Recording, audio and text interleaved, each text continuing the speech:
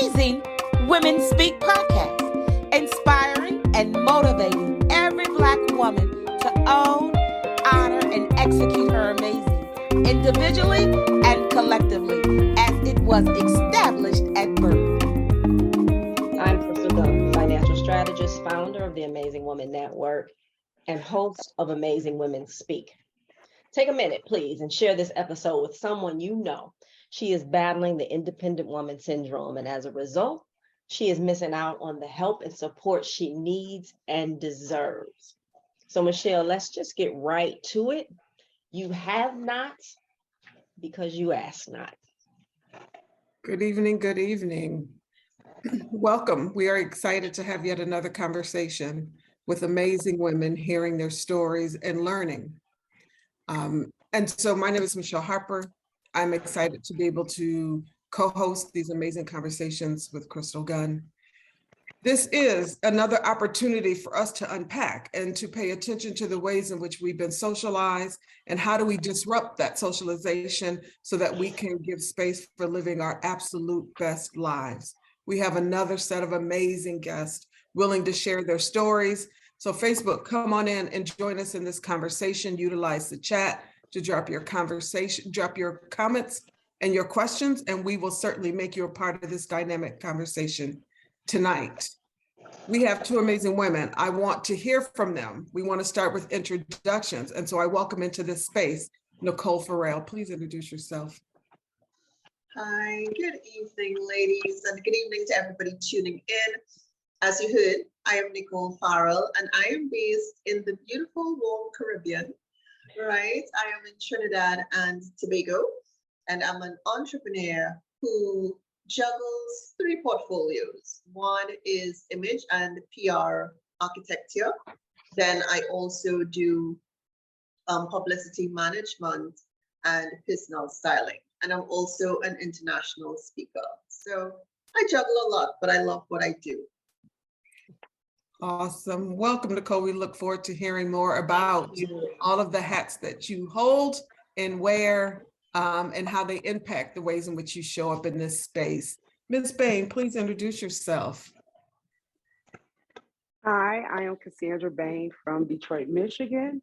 I am a published singer and songwriter, award-winning writer. And I also own a vegan cosmetic line. And I'm a retired police officer from the city of Detroit as well. And right now I'm currently working on a book. I'm excited about that. And I'm grateful for the opportunity to speak with amazing women tonight. So thank you for having me on your show. Awesome. Thank you, Cassandra. Thank you both. So I say every week, this really is the fastest hour of your day. These conversations go quick because the knowledge is deep. The commitment to the conversation is always present. And so we're going to go there, right? Like right out of the gate, we'll look up and it'll be 7:50 before you know it. So you have not because you ask not. Sandra, first question to you. How long did that list get of all of the things you were denying yourself because you refused to ask? How long did that list get? And what were some of those things that you look back now and recognize that you did not have because you did not ask?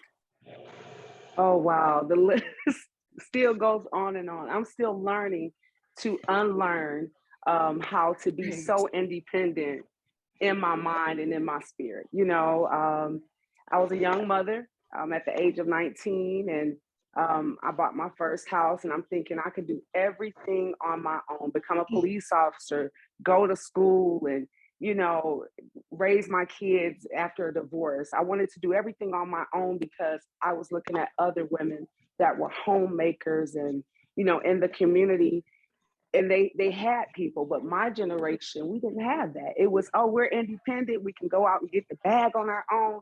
So to me, asking for help was just being a little bit too humble. It was a sign of weakness. So before I knew it, things began to pile up on me, you know, and what set me down finally was being in a near fatal accident in 2014. So I had to learn how to ask for help and humble myself and say, hey, I'm your sister, I'm your friend, I'm in your community, and I have 2 young men that I'm raising. I have a business that I'm trying to start from my sick bed, and I need help. So yeah, that's when I began to realize that the list continued to grow and no man is an island. And I had to learn how to ask God first.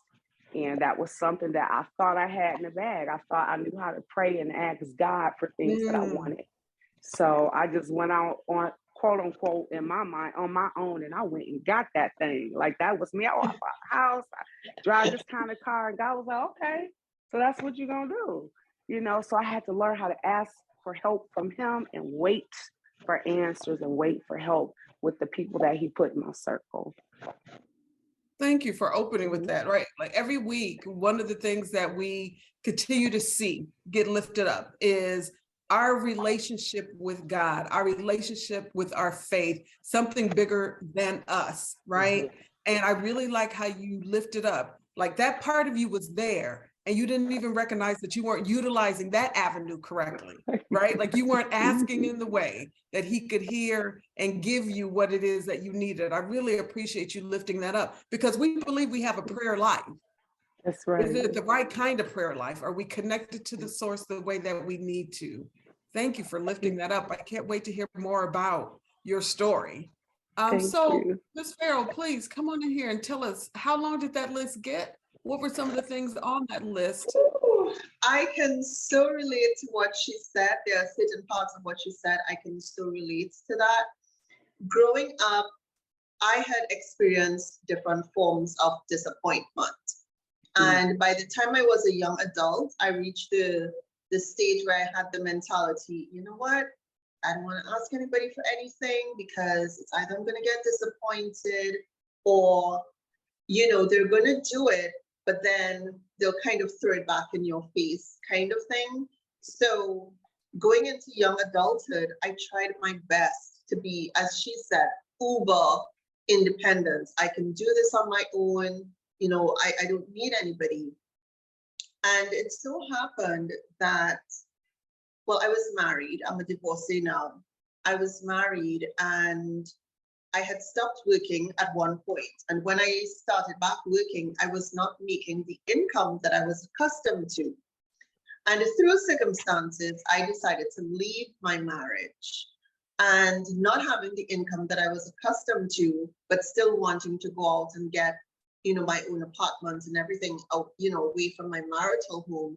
I had to depend on someone for help. And that was like my dad, right? He paid the deposit on the apartment. He paid my rent for about 6 months until I got things together with a new job and all of that. And that was kind of hard because it's like, you know, I felt that I was an adult, you know, and now I have to be depending for something that is so standard in life. And I had to learn over the years. And if I had to fast forward to when I became an entrepreneur, well, which was like 5 years ago, I really had to humble myself because God had led me to a path where he said, you need to jump. You need to leave your jobs and you need to start your business. And eventually I did. But you know how it is when you now start a business, you know, work does not come in as often for some people or right away. And that is exactly what happened. So guess what? I had to rely on people sometimes to get things, sometimes the basic things. And that was really hard because again, you know, you're an adult, you want to do your own thing. You want to be able to support yourself. And now that you have to depend on people, granted, they're willing to do it. They love you and they want to see you prosper and they want to support you, but still. So just like Cassandra, I had to reach that point where I also let go and I became humble and I started relying on God more because I used to feel as if I can do things on my own power, right? You know, I want this, so I'm going to go out and get it. And I knew how to pray. I knew who God was, but it has taken me, I think within the last 10 years, it has taken me to a point where I have really deepened my spirituality and I have learned how to lean on him and not lean onto my own understanding, and trust him and trust his timing and trust his wisdom. So it's been a path, but I'm doing much better now. But it's really still a work in progress. All right, so you both lifted up that, right, like that importance around the wait, right? When we ask God and practicing that patience to hear his timing and not yours, it's really important. So I want to take a little bit of a step back. We talk about, right, like that independence, like that's the sign of success. I went and got it on my own. We've been socialized that way, right? Like we have to secure the bag on our own, either because we've been disappointed by others, or they're not moving at the pace that we think that they should, or I've asked, I tried it before and it didn't work, right? Like all of those things. And society is saying, as a Black woman, in order to prove your worth, you have to go get this thing for yourself. And so you push and you push and you push and you push. And then you recognize, okay, I do need some help. It's easier, right? Like to ask your dad or to ask your close friend. Did either of you have an experience where you had to ask somebody outside of your circle for the thing that you needed to start the business or to get over the hump or to get some information? What was that like? Because that's a stretch as well, right? Like we have to learn to stretch ourselves and oftentimes look outside of our circle or expand our circle and connect with folks that we don't normally connect with to get the thing that we need. And we have to learn to ask. We have to learn to stop saying, I can do it without. Do you have that experience? I did, Yes. most certainly. Mhm. Oh wow. I was living in Florida. I packed up everything I had and I moved to Florida and things were going well. And then I hit a roadblock and I had to realize that God uses people. So there was a young lady that God wanted me. I'm like, I don't want to ask them. Me ask somebody for $100. Like, how does that work? You know? And I was living with my parents and God was blessing me with a townhouse. And I'm like, okay, I had every dime and every dollar that I needed, except for when you move into an apartment down there, you have to put a deposit on your utilities. And I'm like, oh, I got all the money to move. I'm good. But when that time came and they said, oh, you know, you need to deposit for it, God told me a specific woman to ask. And she knew me from high school. So she knew that I was that go-getter, that person that she's like, okay, I know Cassandra's going to do well in life. So for me to have to humble myself and ask this woman for $100, that was, ooh, Jesus. That hurt. Wait. Like $100 should be so easy to get. Like, but nobody in my circle had it at the time. And God set it up to where I had to ask this particular lady. And in her heart and mind, she said, I knew you were going to come to me. God told me to bless you. But at that moment, that's when I had to learn how to hear outside of my ego, how to displace my personality and say, okay, I'm not larger than life. I'm not God himself. Like Cassandra, hold on. God is going to continue to put you in situations to where you learn his ways and learn how to move when he say move and how to move. So once she was able to bless me with that money was released to her. Like she said, by blessing you, I received a blessing.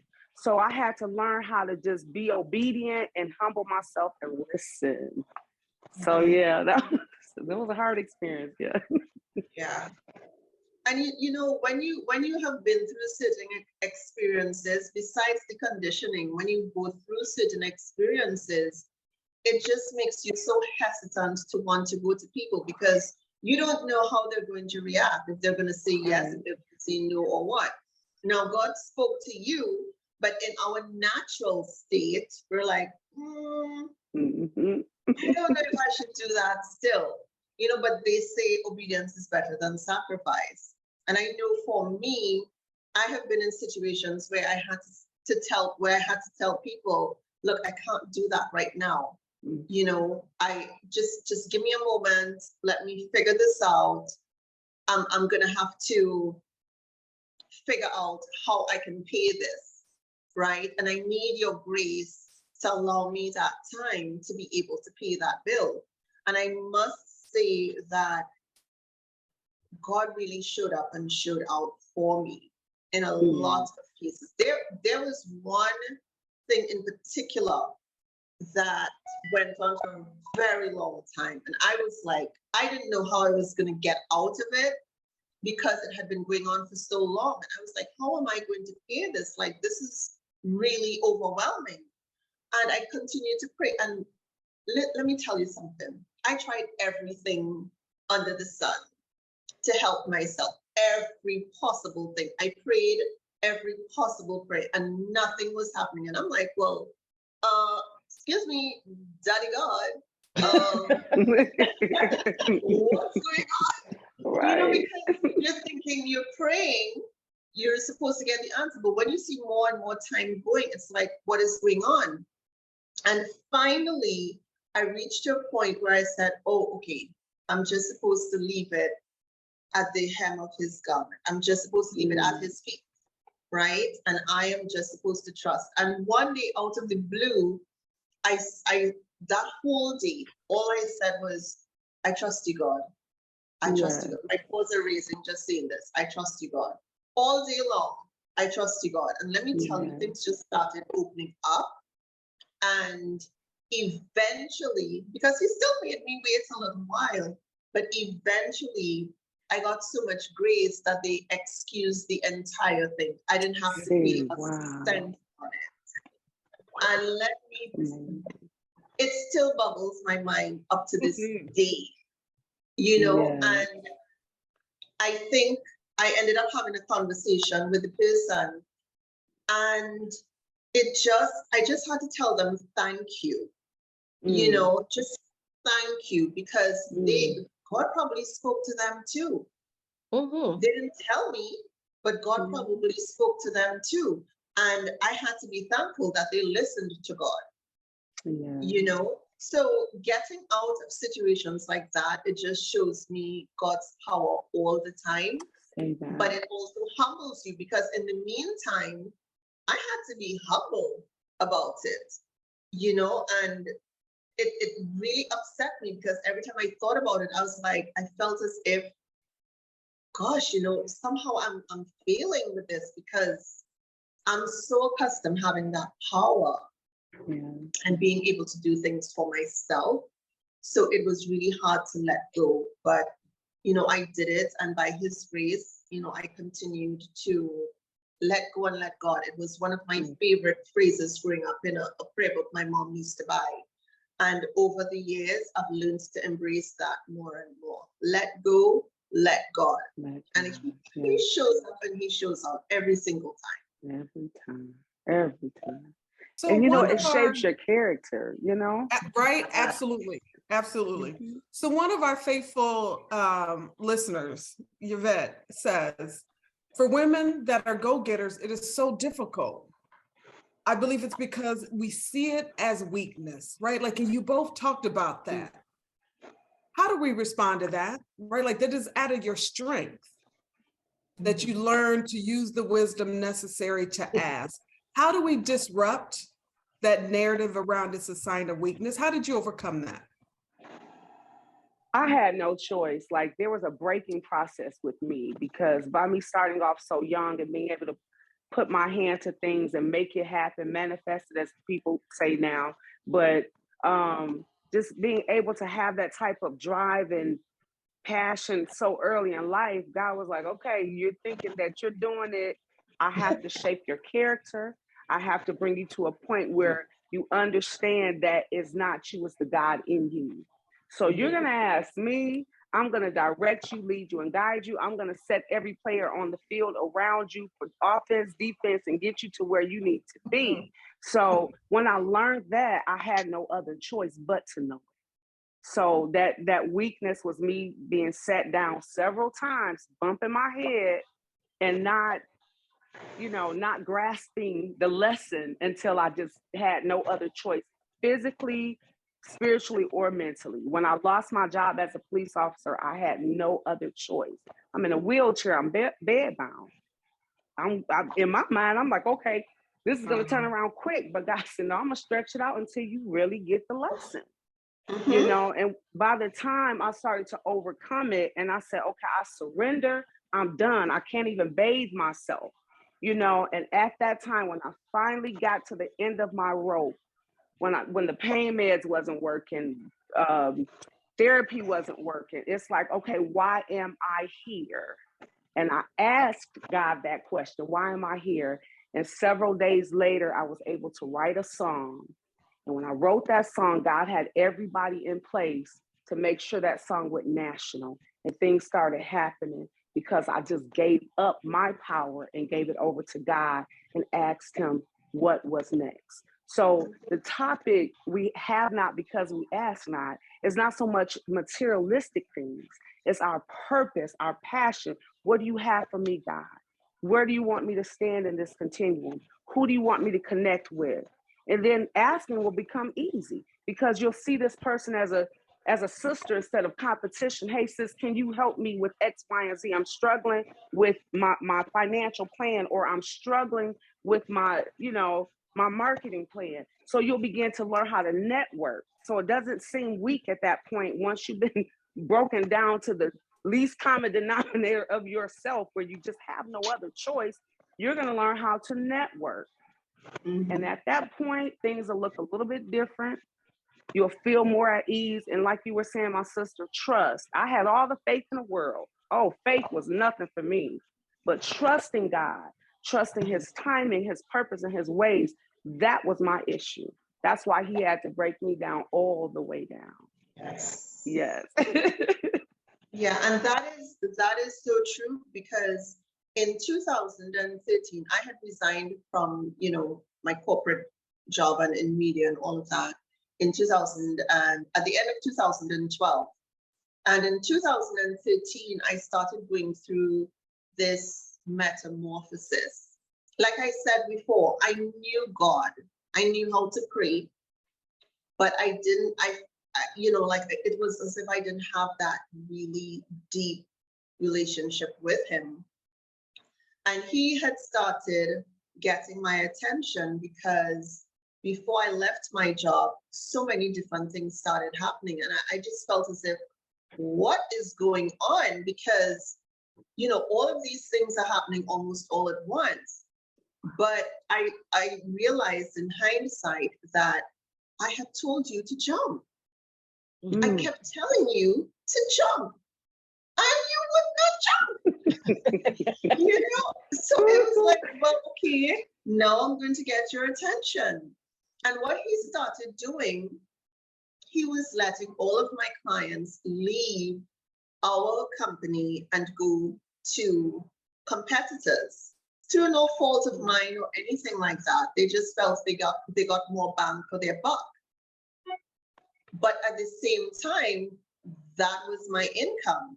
So he just started getting my attention, and it was like, I keep telling you to jump and you're not jumping.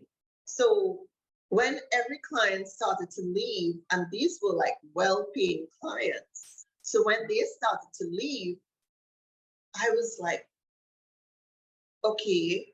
And then I started getting it. And eventually I left some months after I left, because I had put off leaving for like almost 2 years, right, of him telling me to jump. And then the following year, I started realizing that I wanted to go deeper. Something spoke to me and I wanted to go deeper, but I was kind of resisting it too. I hadn't been to church for a while, and out of the blue, a family friend called me and invited me to go to church. I don't know how they knew I was thinking it at that moment, and they called me. I still remember what I was doing. And they were like, hey, do you want to go to church with me tomorrow? And I said, okay, because I'm thinking now, oh, you tricked me. You tricked me, right? So I'm like, okay, I'll go to church.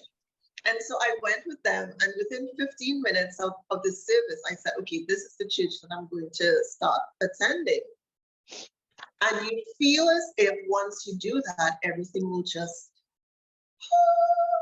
everything will be miraculously, right? And, smooth. And let me tell you, when he started what I called digging the guck out of me. Mhm. Because there was this song we sang, Wash Me White as Snow. And it was a painful period of that changing, shedding that skin, going deeper, and him having certain things happen that weren't comfortable for me. But I trusted the process, and I have never regretted it. It was painful, but I didn't regret it. And while I was going through all of that, I remember hearing a radio announcer who started talking about mindset, right? And how you should think and what you should say, and be careful of the power of your words.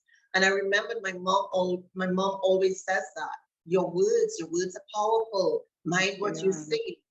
And let me tell you something. From that day on, that stuck with me.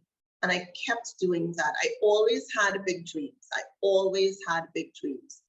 But my words at times weren't matching what my dreams were and what my goals were. So I started changing my language and claiming things. I learned how to claim things.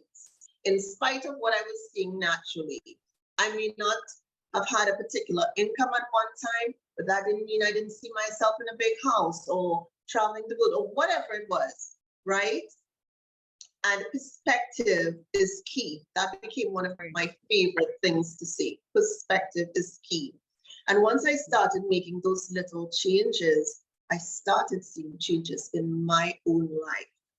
And I don't know what prompted it, but I also started praying to be aligned with the right people. And when you start praying that, and you start telling God, hey, if someone is not for me or something, shut them off. When those things start happening, then you realize it's serious. And I kept asking him, align me with the right people, align me with the right people. And some things happened immediately, and some things took time. But even now, being in business, he has so aligned me with the right people. I have a tribe now. And everything just works well because you have the right energy around you, and you have the people who would speak life into you and support you and just have a genuine relationship with you. So I think one of the takeaways I would definitely want people to have is there is no one thing that you can do, when you want something in your life. It's a holistic approach that you have to take, and different things are connected. So, Crystal, I noticed the lean in has happened, right? And so I want you to come on in here. What I want us to remember, right? Like out in Facebook, 2 Corinthians chapter 12, somewhere in there between 7 and 9, he's really clear about weakness, right? His grace is sufficient.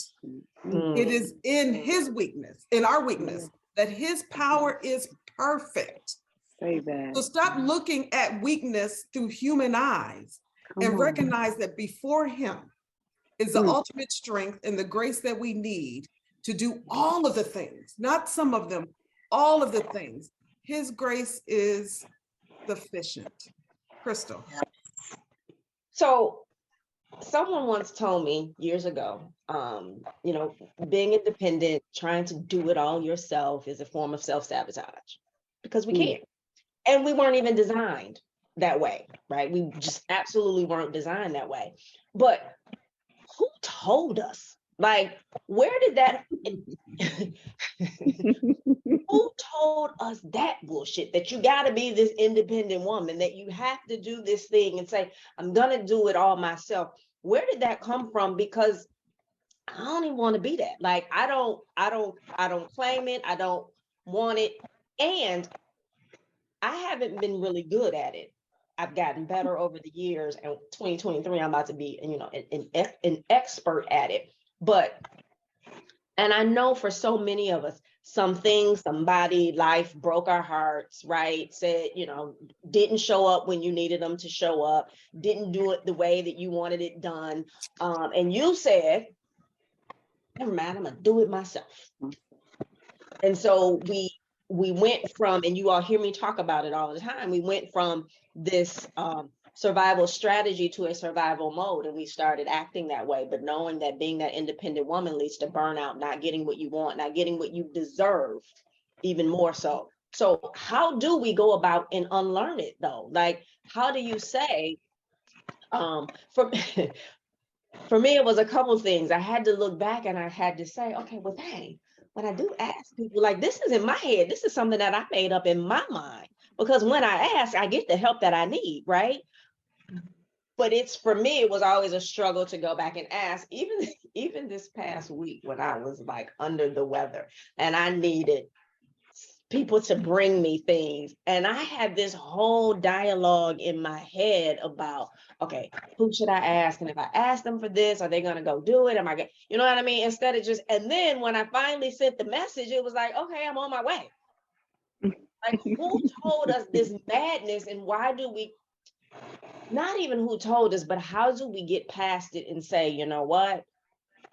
Not only do I deserve it, but I'm supposed to, because it's people out there waiting to help me.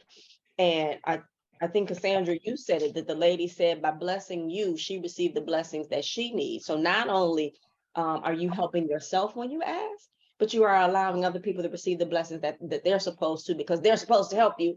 But how do you push past it? How do you push past it and say, you know what? I got to ask, because I want everything in this life that God has for me. So I need to ask everybody that God directs me to ask for whatever it is that they have for me. Right. And really, right, like paying attention to the slowing down part of, who is it that God wants me to ask? Yeah. Right. Like we need to stop trying to figure this thing out on our own and go to the source, because we're going to get the no's, right? Like, I really liked Sarissa in the chat said, I ask God and he gives me peace or discomfort based on if it's the direction God needs me to be headed in, right? So if you keep sitting in some discomfort and you can't figure out why, right? Like, here's the answer. You're asking amiss, right? God has set us up for the victories that we need to have, right? Like Chris, right? Like dominant culture values say, go get it yourself. All you need is you. Pull yourself up by your boot, like all of those things, right? Like all of those things in the statement, all of the lies, right? Like, we've been socialized and we bought it. Yeah. We bought it for survival. We bought it for status. We bought it for so many reasons. And it's costing us, in many instances, our comfort, for some of us, our lives, our health, and most importantly, our ability to rest. Because we can't do it all, right? Like, we can't do it all. We weren't designed that way, right? Yeah. And when we go into it and we ask, sometimes you go into it expecting the no, and it's like you don't even go into the ask correctly. It's like you got to go into it and expect to get the yes. Like, I'm going in here and I'm saying, this is what I want, I'm about to ask, and they're definitely going to say yes, because God told them to say yes. You know what is really weird for me? It is easy for me to ask for something in business, whether it's an opportunity or support or, you know, a favor, whatever it is. It's so easy for me to do. But when it comes to my personal life, come on, Nicole, come on. Sometimes I think about it 10 times before I ask for the favor, or, you know, before I say, well, hey, I might just need your help. It's so hard. I don't understand why, but even in business, like last month, I came across something and I said, oh, I can do that. It was something related to business. I said, oh, I could do that. It was like a huge thing. So I said, you know what? I'm going to ask them for the opportunity. So I prepared a letter. I sent all of the relevant, you know, attachments and all of that information and all of that. And it was really a long shot, right? But I said, hey, it's either they say yes or they say no, or they say maybe. And maybe is always, there's always the potential for it to become a yes, right? So I said, okay, I'm going to try this. So I did it. And let me just tell you, it was so phenomenal because when they select people, it's not through that type of process. It's through recommendations and, you know, go through the whole shebang. And let me tell you something, they went away with that. They did away with that. And in, as we like to say locally, in tutus, I got the opportunity. Just like that, snap of a finger, right? And that was something so big. These people did not know me from Adam or anything.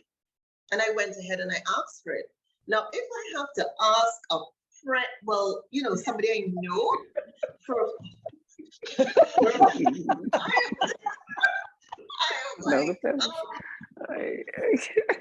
for days sometimes. And then I'm like, oh, okay, maybe I could ask them. Like, I would shy away from that so much, you know, but you have to reach to a point where you have to shift that mindset. And again, it really does come back from things that have happened before, right? Even one quick example I will give you all. When I was married, after I told my husband that I wanted a divorce, he started being this petty Betty, right? And I was not working at one point, like I said before.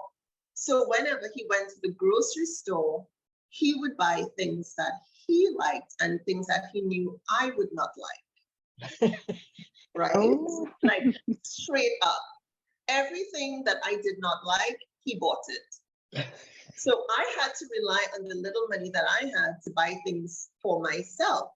So when I went through things like that, coming out of that and going into other, I was like, I'm my own woman, I'm going to do my own thing. I'm going to do another, you know, I was like, over feisty because I was like, no, ain't nobody gonna do that to me again. Oh, right. No, you know, and I was just in that mode.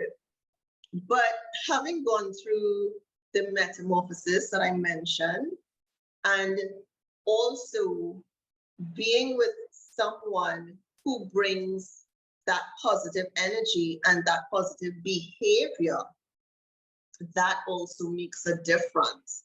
And so there are times, and it's still a work in progress, I will admit, sometimes I still have to relax and say, hey, you know, I need your help, or can you do this for me? Or, you know, whatever the case is, because sometimes I remember those experiences and I'm like, I don't want to ask for something and then somehow they bring it up. And I know they won't. I know they're not that type of person.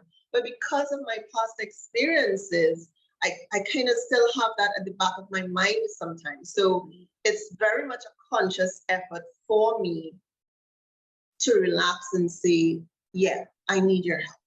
Can you help me do this? Can you do this for me? Can you run this errand? Whatever it is, you know, and go ahead. So I think as you go along, you have to start shaving off those old mindsets and those old things that led you to the decisions that you made, and start to change that behavior. When you change your thinking, you change your behavior. And it's not going to happen in one go. Rome was not built in a day. It's going to take you some time. And one thing I would say, you have to give yourself grace while you're going through these things, because it's very easy to get upset with yourself and think, well, you know, I'm trying, but you know, I'm just not there as it. No, give yourself grace. You'll get there. Every day you just take a step and you try, and eventually it will become easier and easier for you.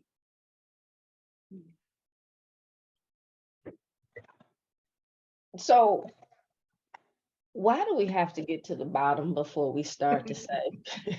I know.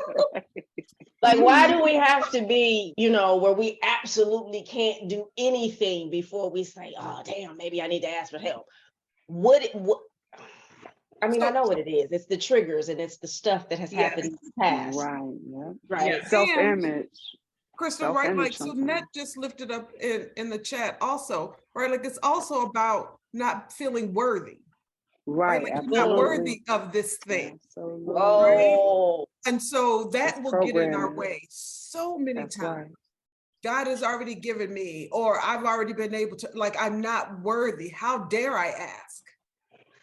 Right. You know, for me, I wouldn't say that's the truth for me, because I just think I'm fabulous and I deserve everything in this earth.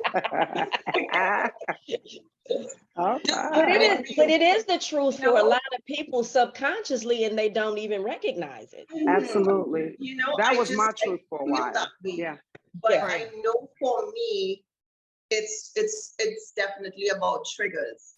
You know, because even my dad, I didn't have much of a relationship with my dad growing up. I lived with him until I was about 9 years old, and then my mom left. And he was in our lives, but not as much as he should have been.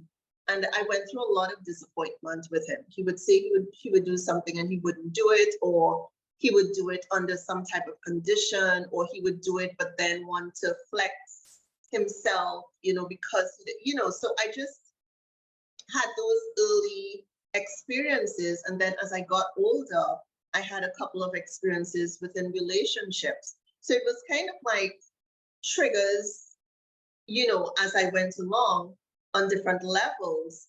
And that stayed with me until I started dealing with that. And when I went through the metamorphosis, I actually spent time asking myself some very hard questions and making sure I answered them. And when I did that, let me tell you, there's a freedom to that. Because when I understood why I was doing things, then it just made so much more sense. And I knew then the steps that I had to take. So, you know, I felt I was fabulous and all that, but I just felt like, no, I don't want to deal with you, because I might end up in jail if you know, if I ask you and you do it, and then you just get crazy. You know, so I'm just not gonna ask you. You know, and like I said, it's been a work in progress, but I'm getting better at it, you know, but it takes some time. It takes some time. Yeah, that grace part is so sufficient. I mean, so important. Come on, Cassandra. So for me, it was definitely self-image. You know, I grew up in the, I don't know if you guys remember this, but remember when the big three got laid off for like 5 years or whatever? So I was in a stage of my life when I was so young and kids were so mean. I'm wearing hand-me-down clothes going to school. You know, my mom was working. She had to take over, you know, the fiduciary responsibilities in home. So, you know, she's out there working. So my hair may or may not be done for the day. And I would get bullied and picked on at school. And then my dad, you know, he's from the Bahamas. So his dialect wasn't really, you know, up to par. So it was just one thing after another. And I was so afraid of being let down by people. So I trained myself at a very early age to just get it yourself, because people don't like you because you don't wear the Guess jeans, you don't have the this or that. So by the time I got about maybe 14 or 15, my looks changed, my finances changed, and everything changed. And at that moment, I kind of overdid it up here. Like, oh, it's about me. Girl, you modeling with the I group now, you're doing all of this, that, and the other. And I forgot humility. I forgot where I came from for a second. But that training was still in there. They're going to reject me. They're going to tell me no. So I had to unlearn all of that. I had to just get all of the good, like the young lady said, out of my system. I started listening to Jim Rohn. He's one of the best in network marketing. So he actually learned how to overcome his fear and rejection of no. And I learned from him how to overcome my fear and rejection of no. And another scripture that really, really helped me was, God has not given us the spirit of timidity, but power, love, and a sound mind. That's right. And when your mind is sound and you're secure in the God in you, no sounds like, okay, but when? Or no sounds like, okay, but who? Next, you know? So I just had to just get washed from all I thought I used to be, all I thought I wanted to be, and just say, okay, I'm going to ask for what I need and or want. And whoever's going to ride with me, they're going to be blessed in return, because I'm going to make sure I have something to leave with them. If they need me and I got it, you got it, you know? So I just had to learn, and it took me a long time because I'm a little stubborn, people. A little stubborn. Right, But and it really is. It's something you have to pay attention to constantly because we'll revert back to our old ways because right. of old childhood traumas, or because of the number of no's that when we were trying to ask that people gave us. And so we will revert back. So we have to be intentional. Because like Crystal lifted up at the top of this, or we weren't designed to do it on our own. We've been socialized, we've been tricked, we've been hoodwinked. We've You been know, hoodwinked. right? And it will only take you so far before That's right. God will sit you down, right? Okay. Through the loss of a job, loss of your health at the time, right? Like you're wheelchair bound, and he will sit you down. And so many, many months ago, Chris and I did had a conversation where we were unpacking the word humble and what that really means. And the only place that God requires us to be humble is in front of him. Yes. Right? Yeah. Every place else we need to practice wisdom. Come right? on Like the now, only place say I that. really want to, by definition, be humble is before God.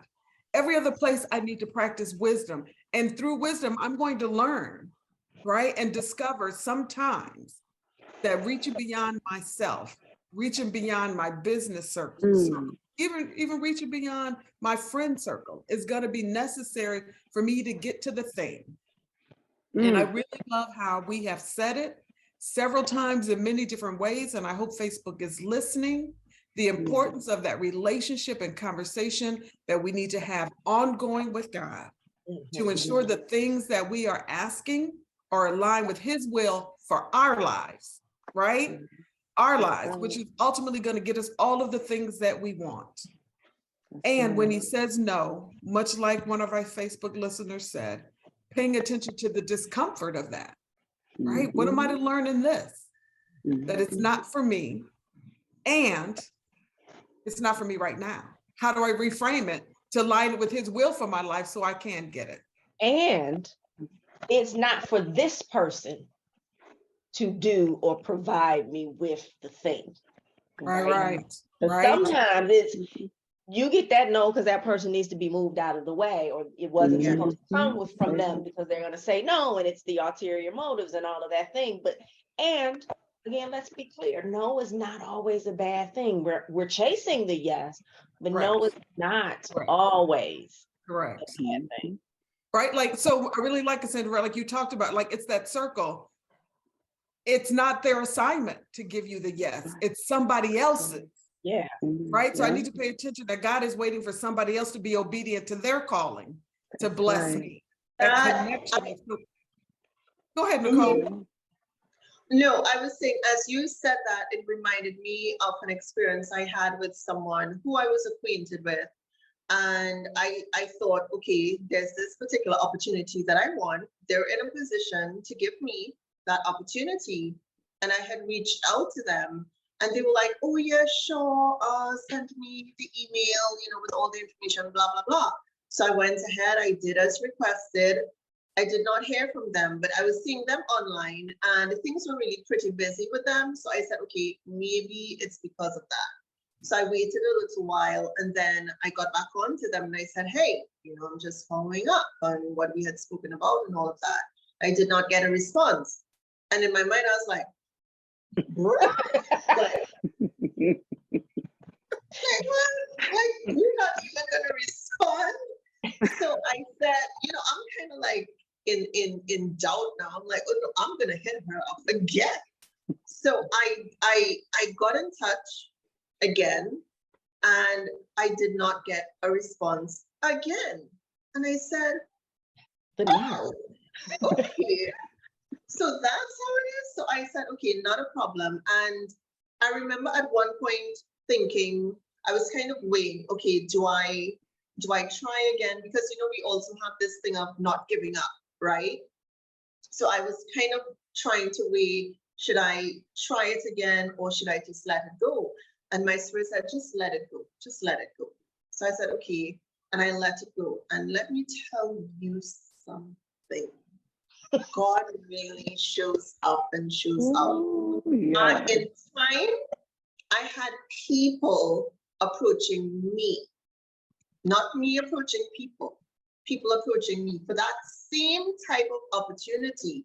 And guess what? It was on a much huger platform than I would have gotten with that business. And my paws are raising just talking about this, right? And it just goes to show you that one, sometimes that door that you need that just would not open for nothing at all, leave it be. Leave it be. It's okay. Nothing is wrong with that. And especially if your spirit, if God tells you, let it go, let it go.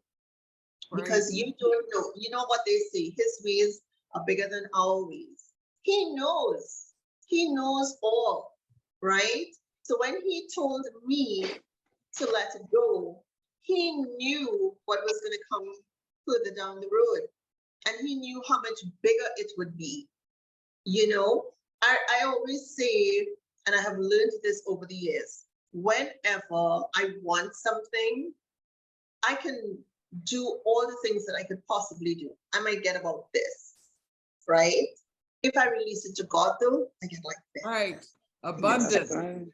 Yes. Abundant. Yes. And just like a quick story about that, when I wanted to leave corporate to go into media and entertainment on a full-time basis, I went and I did a broadcasting course, came out the top of my class. I was like, oh yeah, I'm going to be a radio broadcaster. I was so excited because I'm like, yeah, I did well in the class. I did well in the course. Let's go.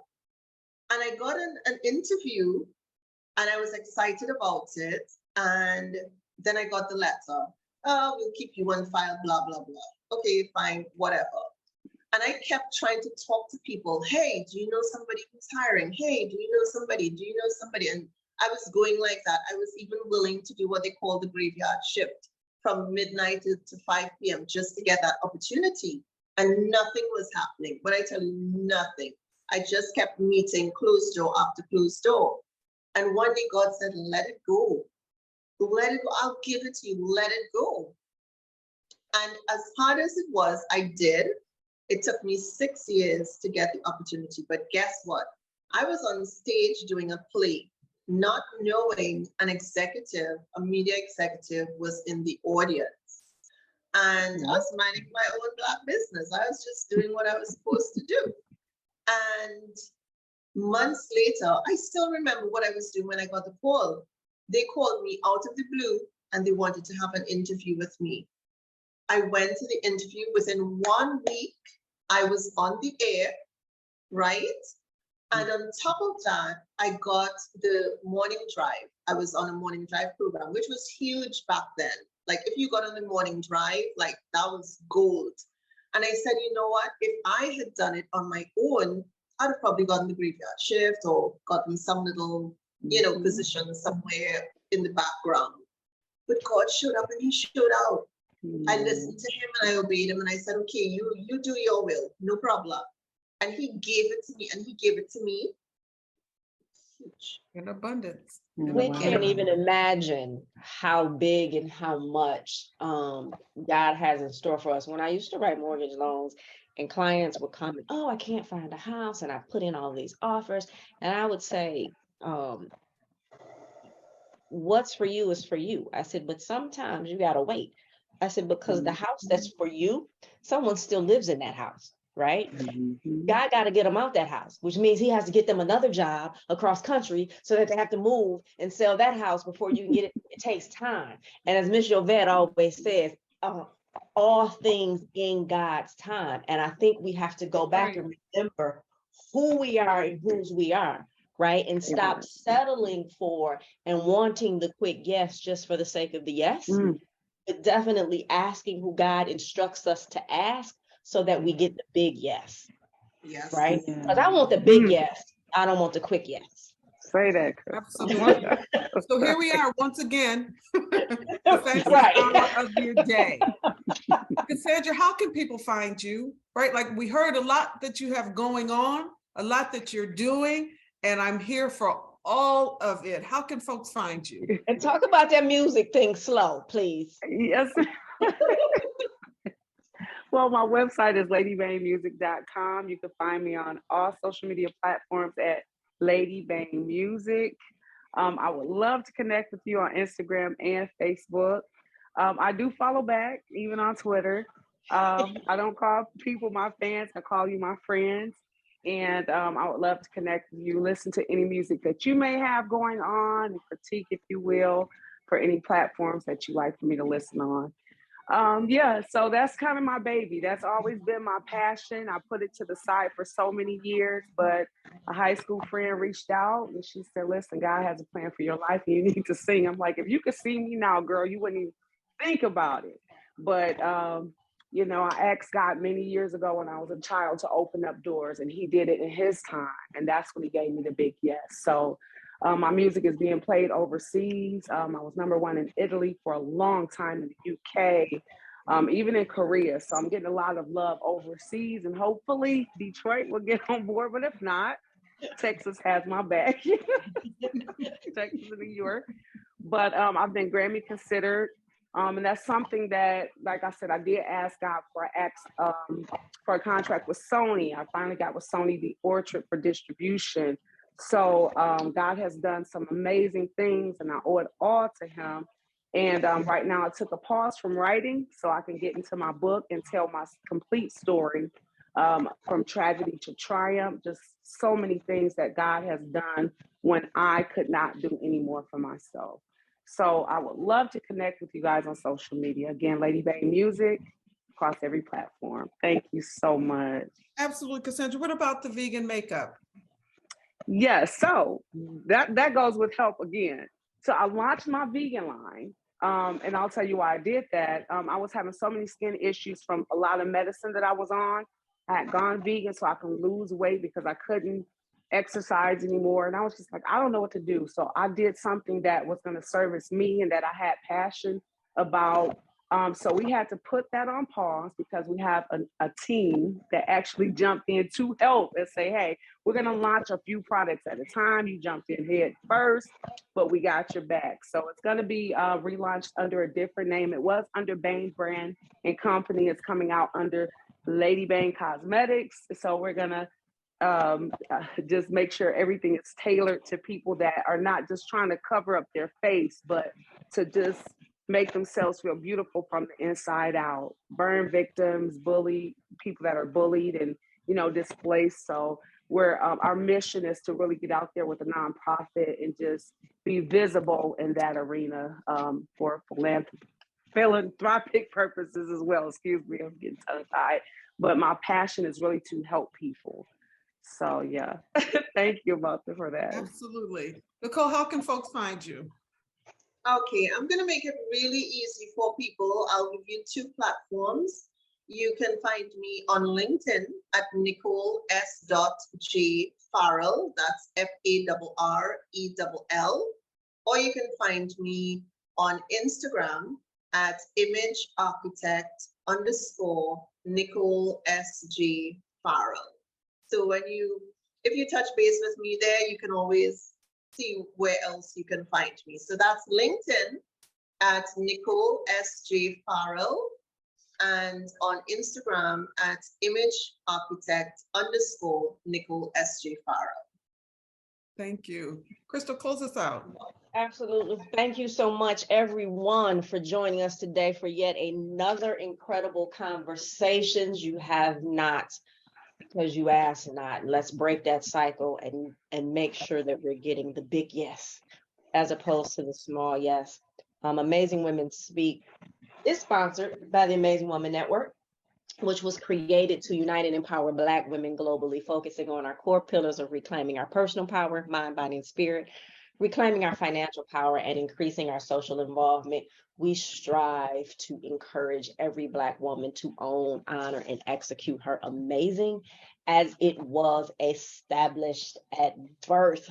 Ladies, I thank you for being so candid and sharing all of your information and your stories and helping us understand what we need to do in order to ask the right questions in order to receive that big yes, and trusting in the Creator for once we remember whose we are, we know exactly how much we deserve. Thank you again so much. I You're am welcome. Crystal Gunn. I am a Black woman, and I own my amazing. Michele. Ladies, I echo Crystal. Thank you so much for sharing your stories.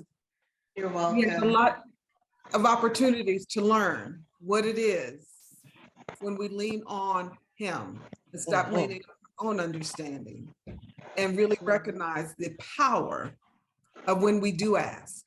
I'm really grateful for both of you and your stories. Crystal, I remain forever grateful for your calling, and more important than the calling, to your obedience.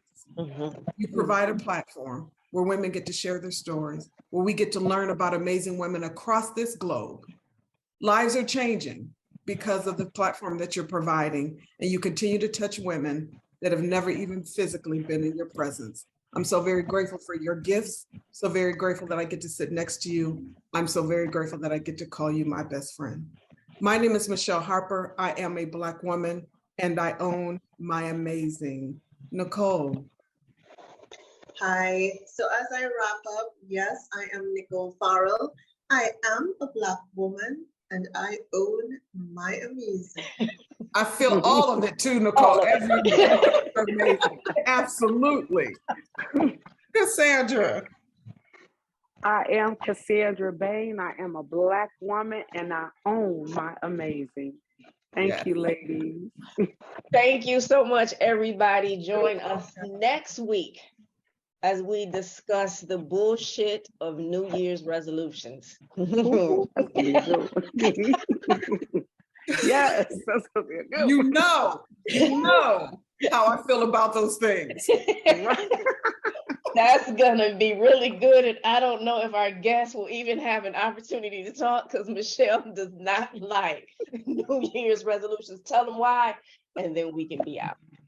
Listen, ladies, we need to stop putting pressure on the click of a clock to change our lives. The power to do the things that we were designed to do is already in us. And if you aren't practicing those things daily, I promise you, 11:59:59 on Yes. December 31st will not change that. You're setting yourselves up for failure.